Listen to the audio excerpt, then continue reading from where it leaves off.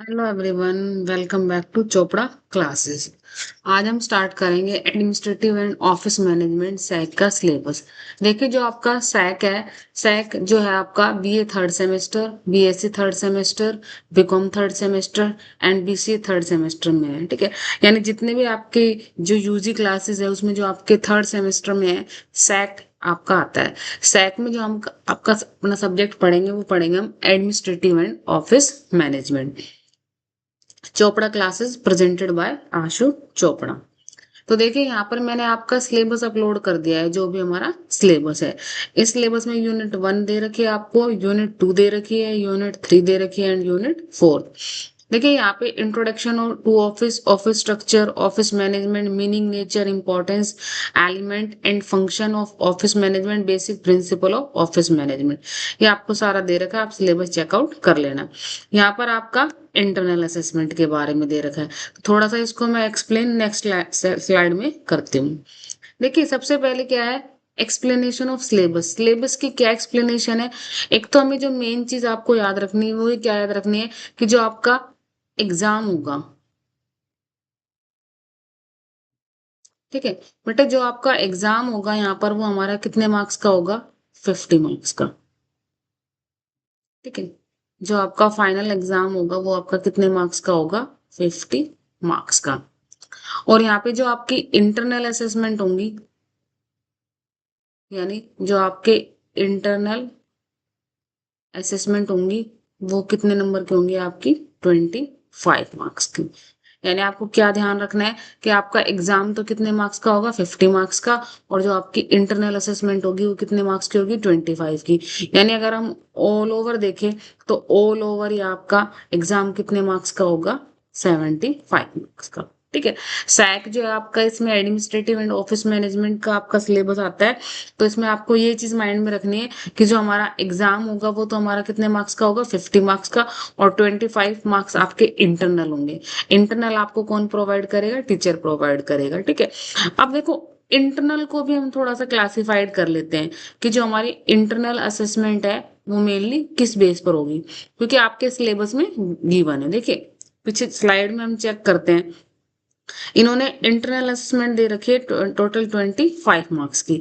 यानी जो आपकी इंटरनल असेसमेंट है कितने मार्क्स की होगी? 25 मार्क्स। तो उसमें कैसे कैसे इन्होंने डिवाइड कर रखा है, देखो, क्लास पार्टिसिपेशन 5। यानी आपको क्या करना है? Class participation. देखिए, क्लास पार्टिसिपेशन से हमारा क्या मतलब है? क्लास पार्टिसिपेशन में हम अटेंडेंस भी काउंट कर सकते हैं और जो भी आपका क्लास में परफॉर्मेंस होगी तो वो हमारा क्या होगा? Class participation. कितने मार्क्स की है वो? 5 मार्क्स की। उसके बाद इन्होंने दे रखा है seminar, presentation, assignment, field work, project work जो भी है वो भी आपका 5 नंबर का होगा। ठीक है, यानी जो आपके असाइनमेंट्स वगैरह होंगे या उसमें हम प्रेजेंटेशन वगैरह वो भी इंक्लूड कर सकते हैं, वो भी आपका कितने मार्क्स का होगा? 5 मार्क्स का। ठीक है, उसके बाद इन्होंने बोल दिया mid term exam. Mid term exam आपका कितने मार्क्स का होगा? 15 मार्क्स का। मिड टर्म आपका मोस्ट इंपॉर्टेंट है कि जो आपका मिड टर्म एग्जाम होगा वो कितने मार्क्स का होगा? आपका 15 मार्क्स का। देखो एक मिनट, थोड़ा सा ये जो आपका मिड टर्म एग्जाम, एक मिनट, थोड़ा सा आगे आ गई।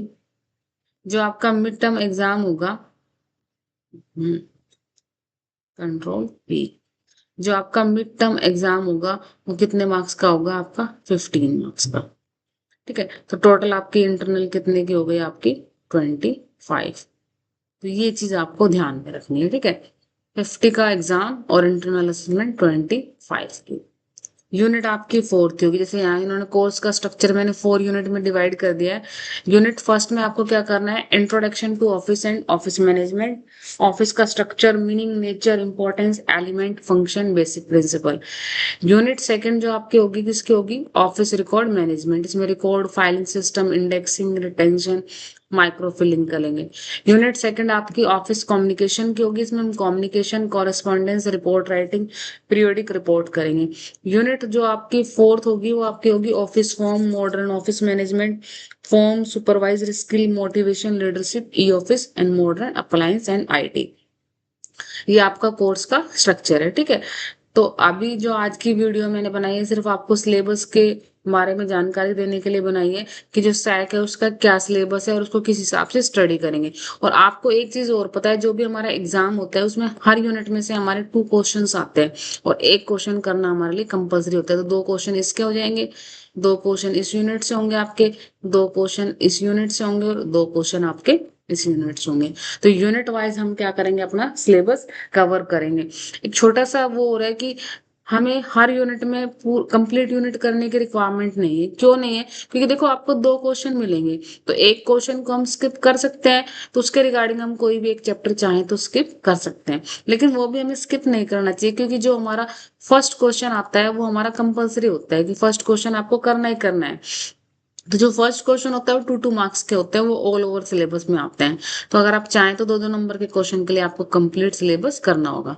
मेरी यहाँ पे क्लास में आपको कंप्लीट सिलेबस मिलेगा, ठीक है, और कंप्लीट आपको पूरा डिटेल में स्टडी कराऊंगी, आपको इंग्लिश में हिंदी में पूरा कंप्लीट बताऊंगी, ठीक है। तो ये आपका क्या है, कोर्स स्ट्रक्चर। अच्छे से समझना, कोई डाउट हो तो पूछ सकते हो, ठीक है। Thank you for watching. Please like, share and subscribe channel Chopra classes presented by Ashu.